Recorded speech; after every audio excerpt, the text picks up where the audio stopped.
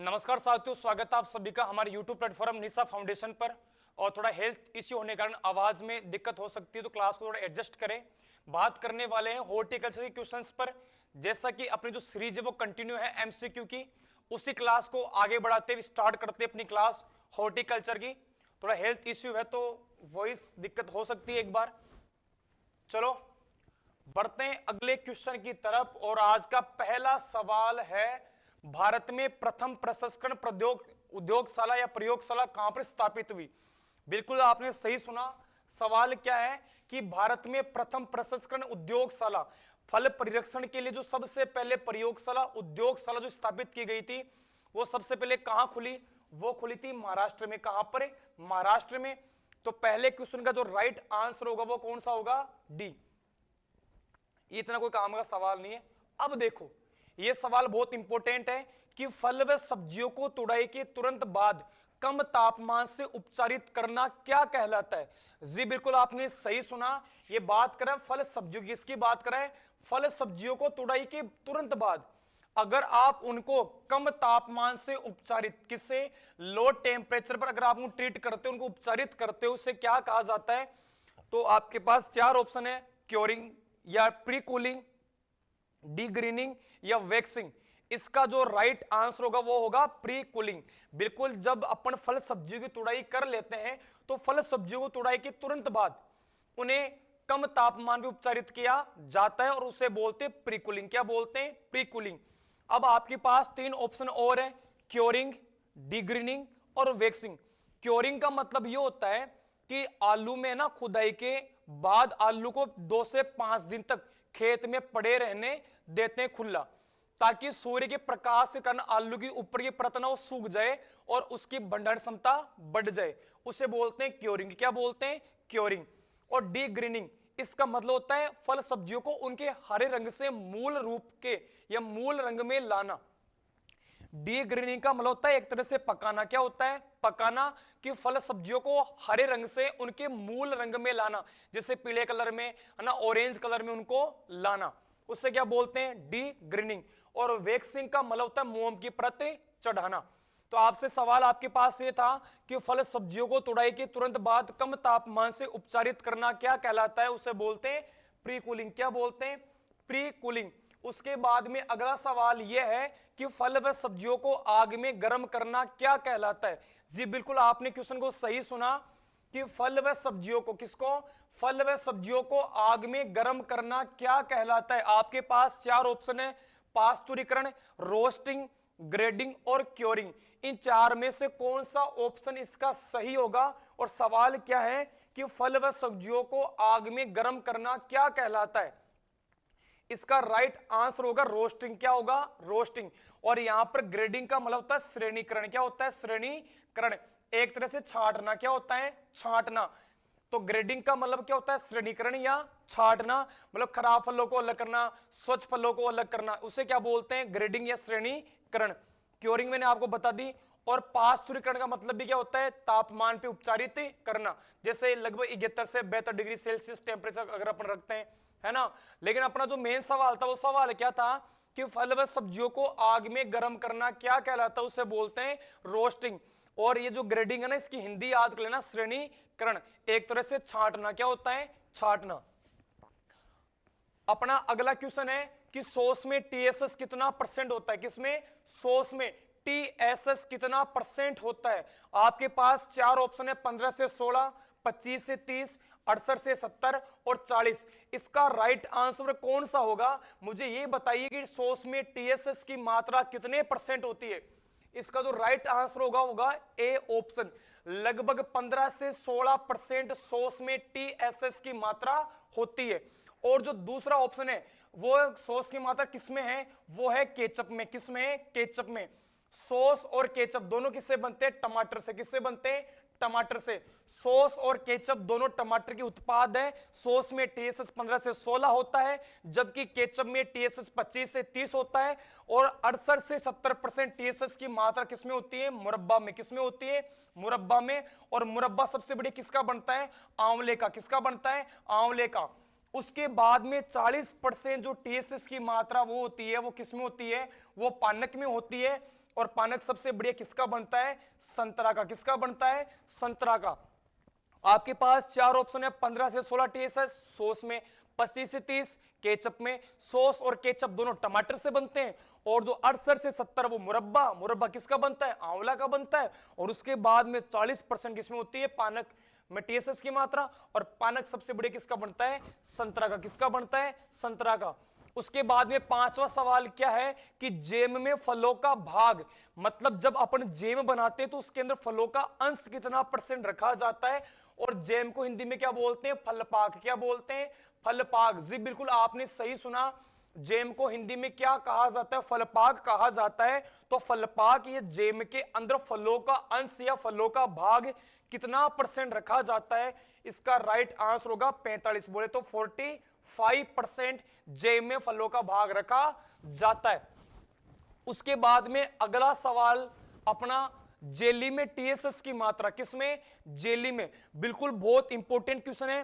Jet, CUT, 12th class के पुराने पेपरों में यहां से सवाल कई बार आया है कि जेली में टीएसएस की मात्रा बताइए। और जेली को हिंदी में बोलते हैं अवलेह। क्या बोलते हैं? अवलेह। जी बिल्कुल, ये हिंदी इनकी याद करना जरूरी है कि जेली को हिंदी में क्या कहा जाता है। क्या बोलते हैं? अवलेह। क्या बोलते हैं? अवलेह। तो इस अवलेह में या इस जेली में टीएसएस की मात्रा कितने % होती है? इसमें होती है 65। कितनी होती है? 65।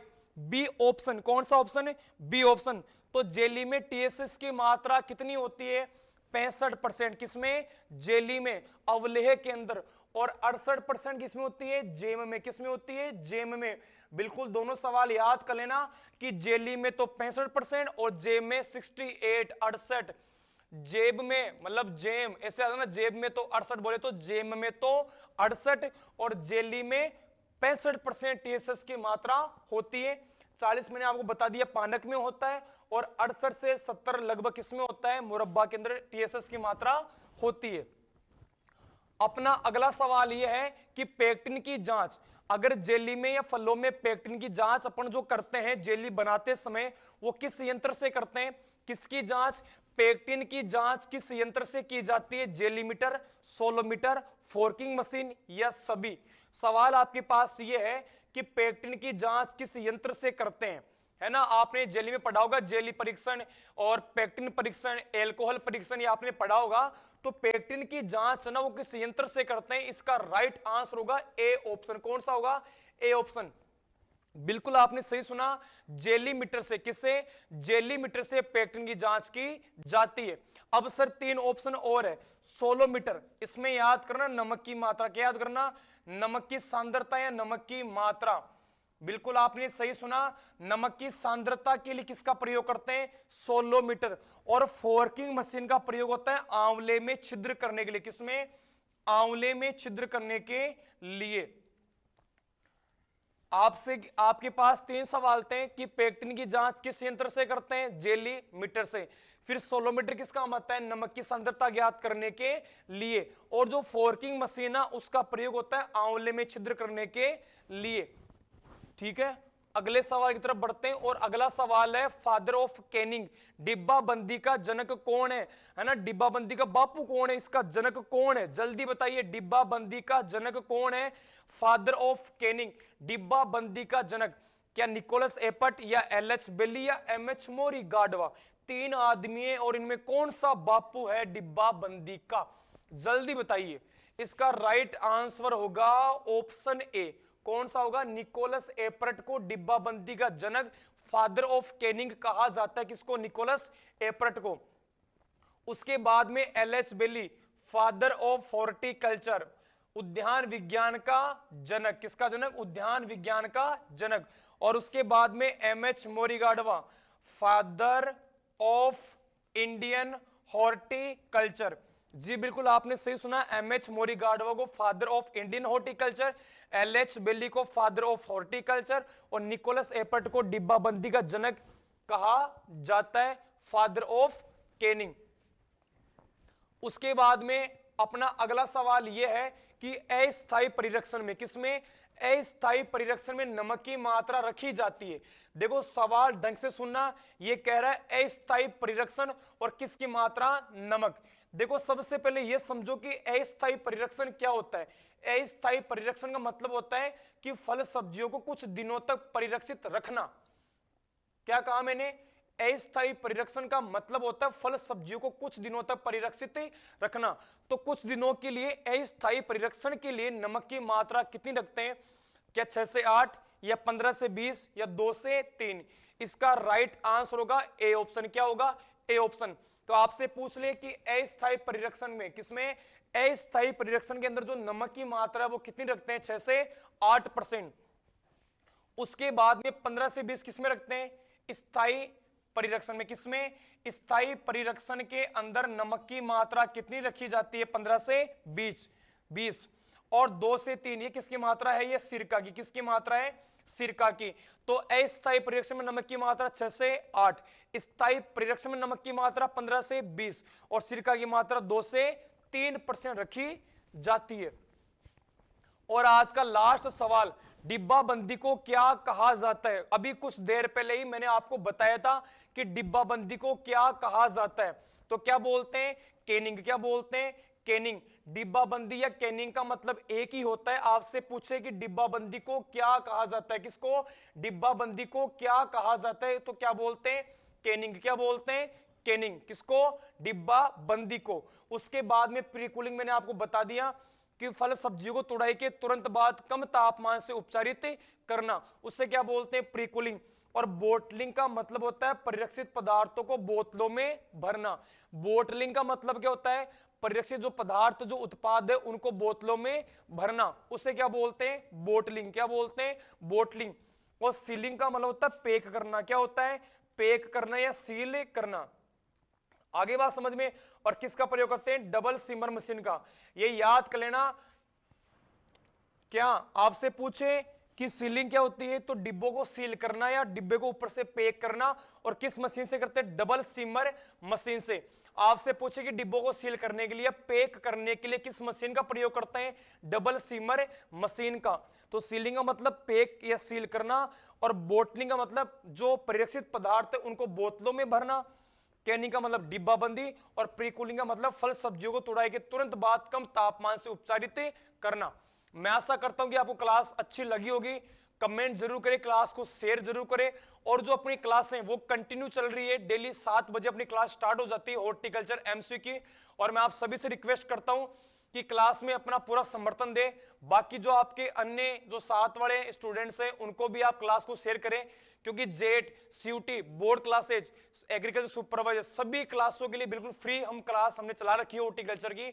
और आप सभी का बहुत बहुत धन्यवाद। जय हिंद, जय नेशनल।